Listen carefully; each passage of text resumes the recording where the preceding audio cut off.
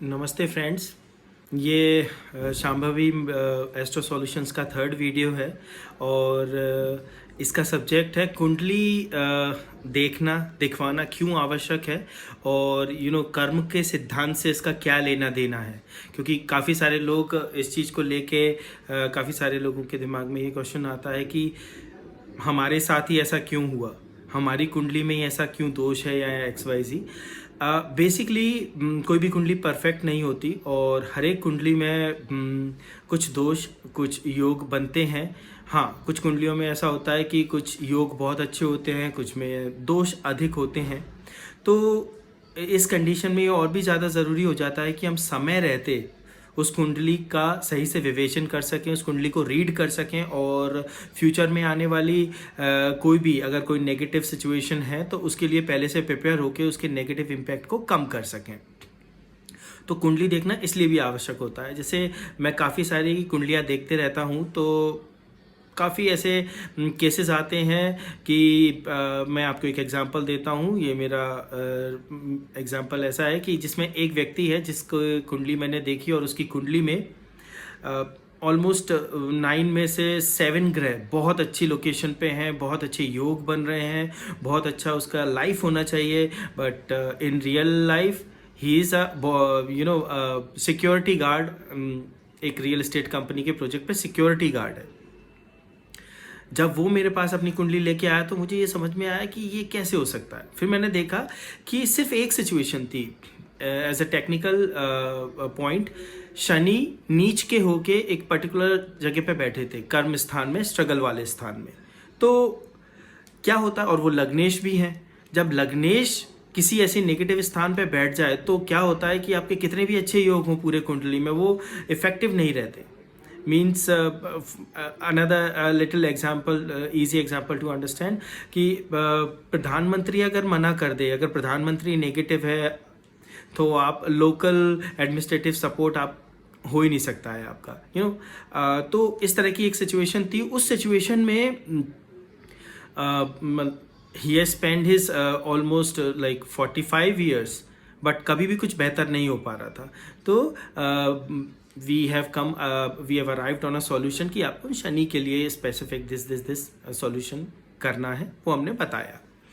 अब बात आती है, जैसे एक मैडम है जो HR मैनेजर हैं, she is 42, 43, she is not married. तो ये वो सिचुएशंस हैं जो शायद पहले अगर वो कुंडली अपनी दिखा देती तो ये उपाय पहले हो जाते। लाइफ में कुछ ऐसी चीज़ें होती हैं जो समय पे होना चाहिए। लाइफ में स्टैंडर्ड जो चीज़ें हैं, आपकी एजुकेशन टाइम पे हो, आप फिट हो, उसके लिए आपको सही खान पान रखना होता है, आपकी शादी टाइम पे हो, XYZ, जब लाइफ आगे बढ़ती है।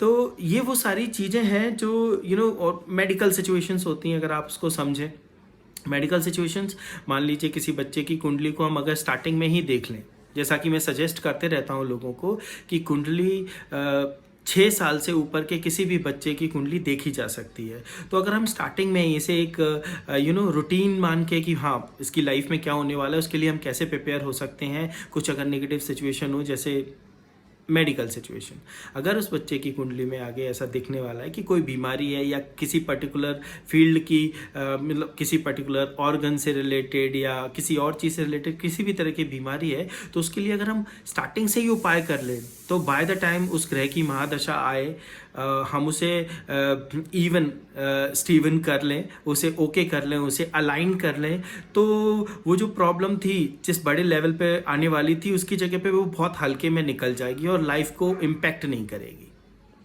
तो इस तरह का मतलब जो मैं बताना चाह रहा हूँ। सेकंड जो टॉपिक का सेकंड पार्ट है कि ये कर्म का सिद्धांत कुंडली से कैसे रिलेटेड है। इससे पहले मैं ये कहूँगा कि ऐसा नहीं है कि अगर आप किसी एस्ट्रोलॉजर के पास आए कुंडली लेके अपनी, तो वो आपकी लाइफ की सारी प्रॉब्लम सॉल्व कर देगा। नो, ऐसा नहीं होता है। क्योंकि कर्म का सिद्धांत ये कहता है कि आपका जो भी भाग्य है, जो भी आप पूर्व जन्म से लेके आए हैं, वो आपके कर्मों के द्वारा किया गया कैरी फॉरवर्ड ही है। तो अगर आपने कुछ किया है तो उसका फल तो भोगना ही पड़ेगा। ये एक फैक्ट है, उसे कोई चेंज नहीं कर सकता। हाँ, एक चीज़ पॉसिबल है कि कोई सही एस्ट्रोलॉजर आपको पहले से उस चीज़ को प्रिपेयर कराए, आपको बताए, आपको रियलाइज़ कराए कि ये जो भी हो रहा है आपके कर्मों के कारण ही है, और उसे अब जैसे मैं जो किसी भी प्रॉब्लम का उपाय बताता हूँ, तो फॉर एग्जांपल अगर शनि का है तो से 214 डेज 213 डेज तक आपको एक सर्टेन टाइम तक आंख बंद करके बैठना है और वो मंत्र सुनना है डेली विदाउट एनी गैप।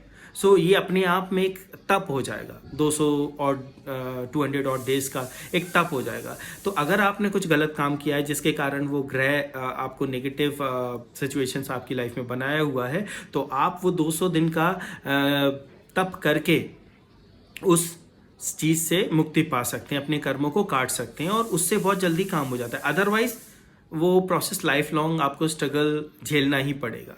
तो तप एक ऐसी चीज़ है जिससे कर्मों को काटा जा सकता है। तो ये एक ऐसी इम्पॉर्टेंट चीज़ है कि एस्ट्रोलॉजर अगर कोई आपको ये बताए, फॉर योर इन्फॉर्मेशन, अगर कोई एस्ट्रोलॉजर आपसे ये कहता है कि हाँ I will do it everything, you know, just come to me, pay my fees and I will fix everything, you need not to worry about anything, मैं सब कुछ कर लूँगा, नो, ऐसा कभी नहीं होता है। एस्ट्रोलॉजर एक ऐसा डॉक्टर होता है जो आपकी प्रॉब्लम को डायग्नोस करके ये बता सकता है कि प्रॉब्लम कहाँ है और इसका सही सॉल्यूशन क्या है। अल्टीमेटली सॉल्यूशन का जो भी इम्पैक्ट होगा वो आप ही को उसको झेलना है, आप ही को उसके लिए तप करना है when it comes to astrology. तो ये सब्जेक्ट आपको कैसा लगा? इस सब्जेक्ट में अगर आपके कोई भी कमेंट्स हैं, कोई भी पॉइंट्स हैं जो आप मुझसे शेयर करना चाहते हैं तो प्लीज़ शेयर कीजिए। अगर आपको ये वीडियो पसंद आया तो लाइक बटन प्रेस कीजिए, और विवेक पाठक एस्ट्रो नाम से आप मुझे सर्च कर सकते हैं यूट्यूब पर भी, और मुझे सब्सक्राइब कीजिए। बेल आइकन को दबाना ना भूलें ताकि अगले मैं जब भी वीडियो लेके आऊँ तो आपको ऑटोमेटिकली नोटिफिकेशन पहुँच जाए। Thank you very much. फिर मिलते हैं। नमस्कार।